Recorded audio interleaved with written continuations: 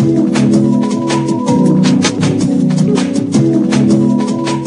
morning. I'm Suresh Shenoy with IMC and also part of the Capital IIT Alumni Association. And today it is my distinct honor and pleasure to have two individuals here in the studio who are fellow alumnus of the IIT system who have taken a very different but enlightening approach to self-realization. And we have amongst us Swami Mukundananda of the Jagadguru Kripalu Yoga and Shri Sant Gupta, who is the president of the Durga Temple. Son, tell us a little bit about the Durga Temple, and you are doing yeoman service to the community by bringing such important speakers to our community. So can you tell us a little bit about your programs and events and the Durga Temple itself? Durga Temple has been in operation for more than 10 years. In fact, just a few months ago, we celebrated our 10th anniversary, and we are committed to 4 key elements, and they are religious, educational, cultural, and social. We have invited Swamiji to come to our temple in our desire to expose the great message that he has to share with us to our community. This program is open to not only the devotees of Durga Temple, but also general population. And this will help them understand areas of their lives which they would typically not be focused on because of their being so busy in their day-to-day life. You are here to essentially speak to the Durga Temple community on Jagadguru Kripalu Yoga, and the program starts tomorrow and goes on for a whole week. I'm sure that people will have a lot of opportunities to hear about your philosophy. You are also a graduate of the Indian Institute of Management. You held a senior position in a commercial organization before you took on this role as a Swamiji. So can you tell us a little bit about yourself and if there was one trigger event that led you into this space? Well, Sureshji, I did engineering just because the system pushed me to it. I didn't know what I was looking for. This was the expectation of my parents, and I went through the system. But while I was in the IIT, now that was very intellectually stimulating education, but it was not satisfying the curiosity that was in my mind. We were taught how this world is functioning, but we were not taught how this world is made. So the questions in my mind were very strong, that why am I here in the first place? What is my goal in life? After the IIT, again, I went to the IIM because everybody does it. But there the exposure to different aspects of knowledge became even more vast because I was exposed to psychology, to economics, to sociology. So the questions became even stronger. That was the time when I came in contact with this scriptural knowledge. And here I found a framework that had an answer to all the questions that were in my mind. So my spiritual master explained to me that there is no shortage of engineers and MBAs in this world. There is need for qualified youngsters who can understand the spiritual path and explain it to them. So for the sake of my own desire for God realization and for the desire to serve society, I took this path. As a graduate of one of the more demanding, engineering institutions, perhaps in the world, science and technology demands logical, clear, proven principles based on, science, whereas philosophy and religion thrives on the abstract. From your perspective, which was more difficult, understanding the sciences or understanding the spiritual aspects of life? And how do you reconcile these opposites? Well, Sureshji, in the Vedic system of thought, there has never been any conflict between science and spirituality. The Vedas recognize the importance of both these aspects of knowledge. So the Munduk Upanishad states, Dve vidye veditavye parachaiva paracha. There are 2 branches of knowledge that you will need to know if you wish to lead a successful life.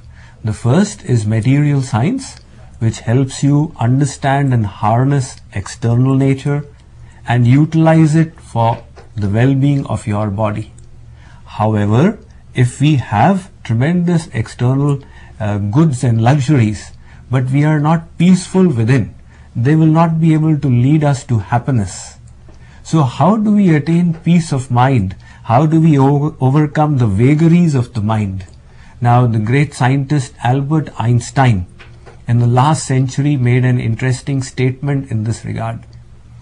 He said science has succeeded in denaturing the plutonium atom, but it cannot denature the evil in man's hearts. Science has no tools for purifying our mind and heart. So there the Vedas say there is a second science, which is the spiritual science, which teaches you how to control your own mind and how to expand and elevate your own consciousness. So these two sciences go hand in hand. Now the conflict arises when somebody from material science denies the need and existence of a spiritual science. So at the Durga Temple, do you have programs that also encourage our community to be more active on the science and technology side, and how do you reconcile the two? Well, as you know, the way the temples have come about in this country, most of the focus was on rituals and puja, but at the same time, both Hindu community as much as the next generation particularly is very interested in the philosophical and spiritual and the knowledge-based information about our religion. So our desire to invite and host Swamijis has been to have an opportunity for them to learn those elements. And that is part of the reason why we hope that when this program is held, that our community will benefit from this knowledge. Since we talked a little bit about your philosophy and the approach, can you tell us a little bit about the Jagat Guru Kripalu Yoga and what some of your programs are, and what is it that you are doing through those programs? I represent the international mission of Jagat Guru Shri Kripaluji Maharaj, who is one of the most respected spiritual masters of India around the world. So a part of his mission is this organization, Jagat Guru Kripalu Yoga, and our goal is to propagate the spiritual knowledge which is so important for the welfare of humankind. Service to society is required at various levels. For example, a car travels on 4 wheels. So similarly, you do need service in terms of feeding them, you do need service in terms of educating them. However, the most important service is to give them a vision in life, to give them the means of purifying their minds, the means of controlling their inner nature. So that is the importance of spirituality, and we hope to present this spiritual knowledge to people in a way that they can understand, in a way that they can realize its importance to their lives, and in a way that they can easily practice even while staying in household life. The system of yoga that we will be learning during this week will involve just that. We will have yogasanas with the added focus of meditation on God. We will also have breathing exercises along with devotion or love to God. We will have a special technique called subtle body relaxation that will bring about the complete physical relaxation of the people doing it. And then we will learn about the science of meditation and also the science of proper diet, what to eat and what not to eat. In addition, you will have pravachan also, and the major topic of the pravachan is science of God realization. Can you please elaborate on that as well? There are a lot of questions people have in their minds in regard to what our scriptures tell us. Now, in this series, I will not be speaking only from one scripture. We will be taking all the Hindu scriptures together and from them trying to understand what is the need for God realization and what is the simple straightforward path to God realization.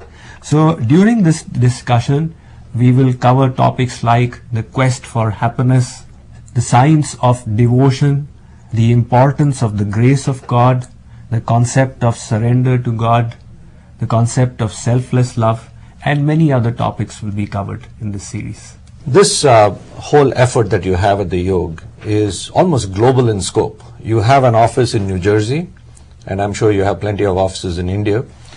What principles of management that you studied at the IIMs do you find helpful in running this organization? The principles of management, they all do apply with one big difference. this is a voluntary organization. The mechanistics of voluntary organizations around the world are quite different, because here you cannot force anybody to work. Anyone can say that I'm not interested in doing it, I will do it at my own pace. So how do you get about getting people to work in such an organization? The force out here is inspiration. You have to learn to inspire them and motivate them. So that is one aspect that is singularly the most important for success in any voluntary organization. Sant, this is a wonderful program, and I applaud your efforts on behalf of the community. I know that this is a labor of love, and it's extremely helpful for us to sort of put things in perspective and hear this wonderful philosophy from India. And thank you very much for doing that on behalf of all the community. And I know that this is not possible with just love. You also need support. And I hope the community steps forward and does what it needs to do. We are looking forward to a great turnout tomorrow and for the rest of the week. We are still looking for some sponsors. More information is available at our website, www.durgatemple.org. So thank you very much for being here in the studios today. Thank you. Thank you. And Namaste Swamiji, thank you very much. Namaste. I look forward Namaste. to your discourse for the rest of the week. And folks, we'll be right back.